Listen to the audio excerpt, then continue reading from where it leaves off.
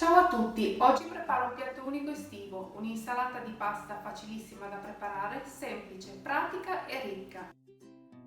Gli ingredienti che utilizzerò sono per 4 persone 240 g di mezze penne, 125 g di Emmental, 2 würstel, 2 uova, mezzo peperone giallo, 2 pomodori da insalata, olio, limone, sale e pepe e un cucchiaino di senape per il condimento.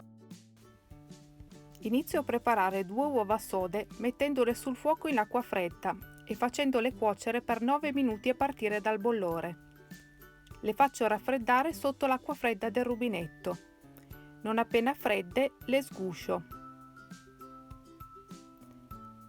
Porto poi a bollore un pentolino d'acqua. Uso uno stuzzicadenti per bucherellare i würstel. Quando l'acqua bolle li metto a cuocere per 5 minuti. Non appena cotti li scolo.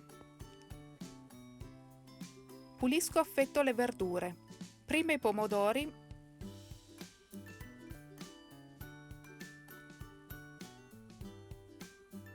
poi il peperone.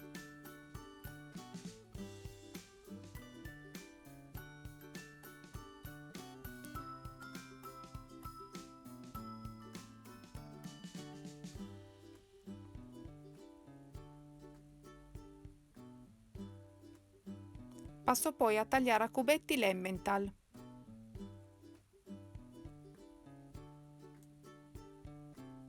E infine i würstel.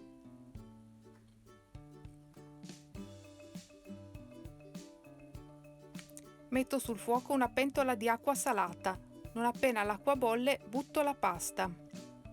Intanto preparo il condimento, mettendo in uno scodellino 4 cucchiai di olio extravergine d'oliva, un cucchiaino di senape,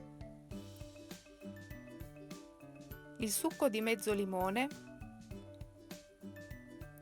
sale e pepe. Mescolo gli ingredienti creando un'emulsione. Metto in una ciotola pomodori e peperoni. Poi scolo la pasta e la unisco alle verdure. La condisco con l'emulsione precedentemente preparata. Aggiungo i würstel e le uova sode. Mescolo gli ingredienti e lascio raffreddare per circa 20 minuti. Poi aggiungo anche l'Emmental. Il piatto è pronto, io vi saluto e vi aspetto alla prossima ricetta.